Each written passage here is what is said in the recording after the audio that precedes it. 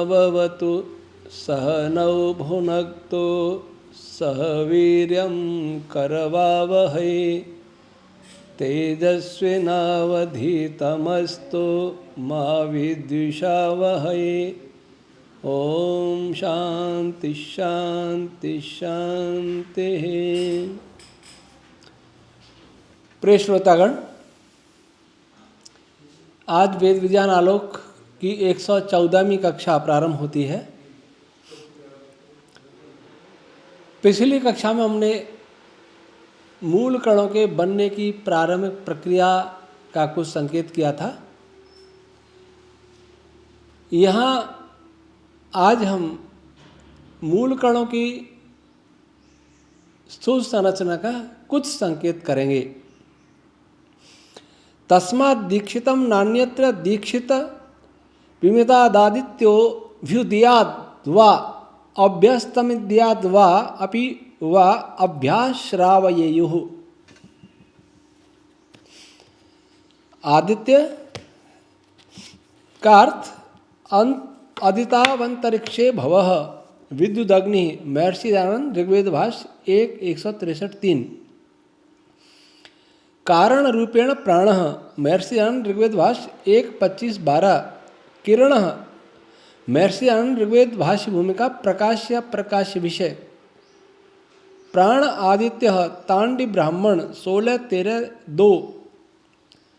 स यह स यज्ञो असौ स आदित्य शतपथ 14:1-1-6। ओम इति आदित्य जैमिनी उपनिषद 3:3-3-12। अस्तम किसको कहा? अस्तम गृह नाम निघंटु 3:4। गृहा गृहा वै प्रतिष्ठा शतपथ 1:1-1-19। निरुक्त में कहा गृहा कस्मात् गृहणन्ति इति सताम। निरुक्त 3:13।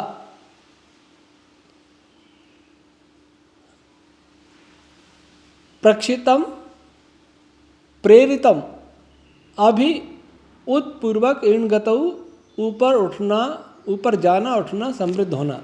खैर, यहाँ किसी कण के बारे में बता रहे हैं कि जो दीक्षित कण हैं, अर्थात सृष्टि प्रक्रिया को आगे बढ़ाने के लिए तैयार होने वाला है या हो चुका है। जो मूल पदार्थ एक रस अवस्था से आकर के घूर्णन आदि प्रक्रिया होकर के कणों का रूप लेने लगता है, उस पदार्थ की सामान्य स्थूल रचना क्या होती है, ये इसमें बताया है। तो बहुत संक्षेप में, क्योंकि बहुत सारी बातें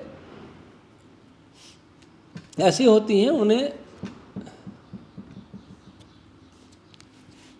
अनायास ही सार्वजनिक करना उचित नहीं होता। मूल कण का केंद्रीय भाग, उसमें मय तत्व, उसके बाद दूसरा क्षेत्र होता है, उसमें कुछ दिव्य वायु घनीभूत अवस्था में होता है। दिव्य वायु का अर्थ प्राण और छंदरश्मियाँ विभिन्न प्रकार की। उसके बाहर सूत्रात्मक वायु का घेरा होता है। सूत्रात्मा हर पदार्थ को, पदार्थ चाहे छोटा है या बड़ा है, वो उसे घेरे रहता है।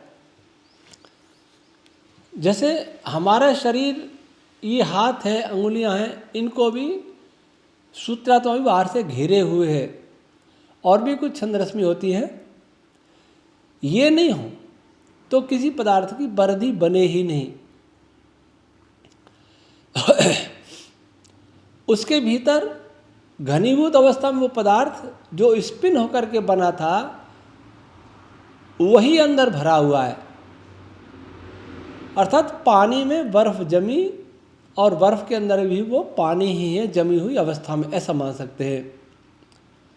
उसके भीतर एक और पदार्थ है। वो पदार्थ वो है कि जो बाहर पदार्थ पर आया, उससे पहले जो था वो उसके अंदर है। मैथ और मनस्तत्व भी है, मैथ अथवा मनस्तत्व भी है, प्राण चंद्र रश्मियाँ भी हैं, और बाहर सूत्रात्मक वायु का घेरा है। ये सामान्य सी रचना है।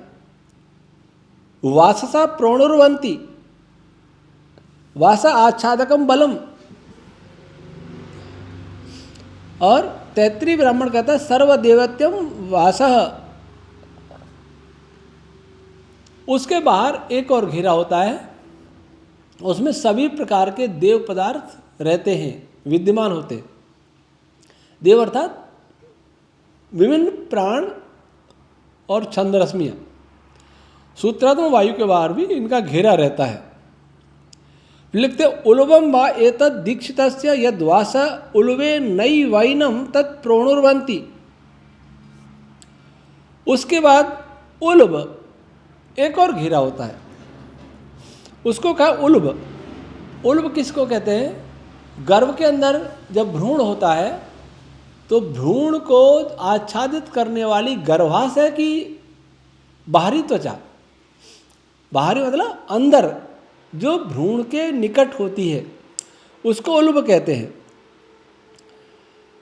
तो उलुबम घृतम, उलुबम ऊषा, प्राजापत्यवा ऊषा, पशव ऊषा। उस दीक्षित अर्थात सृष्टि निर्माण की प्रक्रिया को प्रारंभ करने के लिए जो कर्ण रूप पदार्थ संपूर्ण ब्रह्मांड में व्याप्त हो जाता है।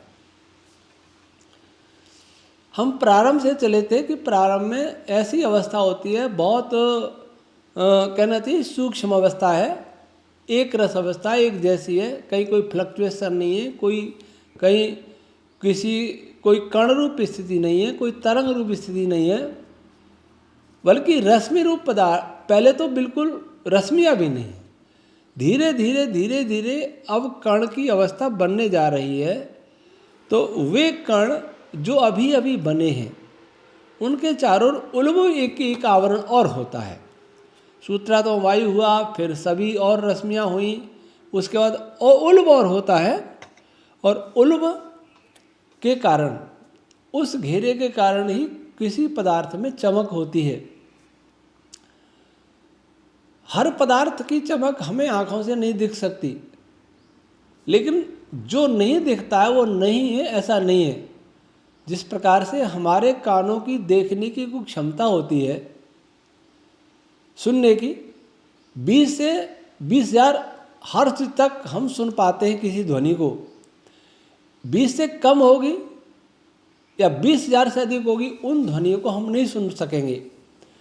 जिन ध्वनियों को चमगादड़ अनुभव कर लेती है, जिन ध्वनियों को हाथी अनुभव कर लेता है, जिन ध्वनियों को शेर अनुभव कर लेता है, उसे हम अनुभव नहीं कर सकते, क्योंकि हमारी सीमा उनसे कम है। जिस गंध को कुत्ता सूंघ सकता है, चींटी सूंघ सकती है, उसको हम नहीं सूंघ सकते, क्योंकि हमारी सीमा उससे कम है। उसी प्रकार से जिस प्रकाश को हम नहीं देख सकते, उसको कोई नहीं देख सकता, या वो प्रकाश है ही नहीं, यह मान्यता बनाना उचित नहीं है। हम विजिबल लाइट को देखते हैं, लेकिन विजिबल लाइट में भी अगर फोटोन की संख्या बहुत कम हो जाए तो हम उसे देख ही नहीं पाएंगे, तो प्रकाश है या नहीं है निर्णय नहीं कर पाएंगे।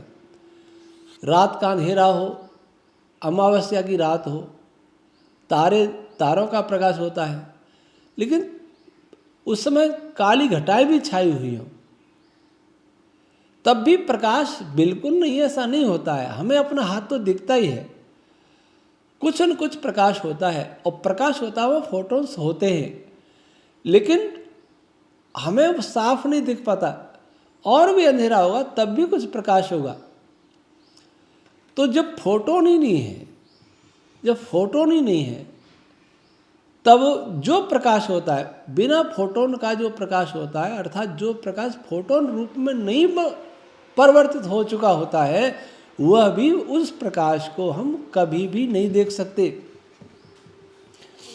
वास्तव में हर कण से एक दीप्ति उत्पन्न होती है, हर कण से प्रकाश उत्पन्न होता है, उसको हम नहीं देख पाए, यह हमारी देखने की शक्ति की सीमा है, इस कारण हम उसे नहीं देख सकते। हमारी शक्ति की देखने की शक्ति की सीमा के अंदर जो पदार्थ आते हैं, जो प्रकाश आता है, उसी को हम देख पाते हैं, शेष को नहीं देख पाते।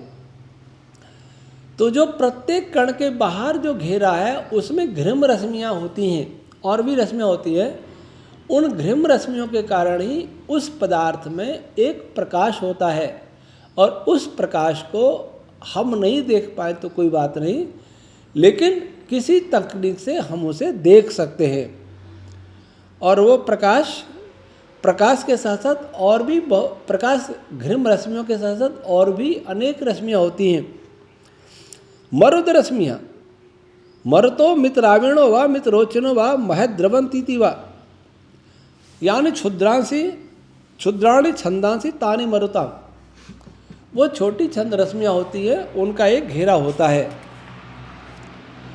तो ये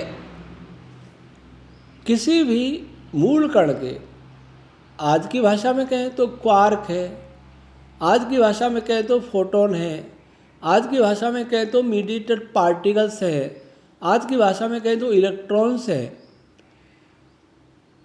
आज की भाषा में कहें तो न्यूट्रिनो है। इन सब में यही रचना होती है। फिर अंतर क्यों होता है? अंतर ये होता है कि किसमें कितनी रश्मि, किसमें कितनी रश्मि और कौन सी रश्मि, इसका अंतर होता है।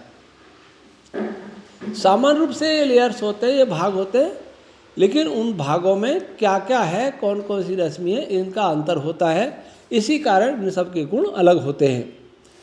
तो ये 3 हो गए वेद विज्ञान आलोक के पहले पंचिका के पहले अध्याय का तीसरा खंड की 9वीं, 10वीं और 11वीं कंडिका आज समाप्त होती है। शेष चर्चा हम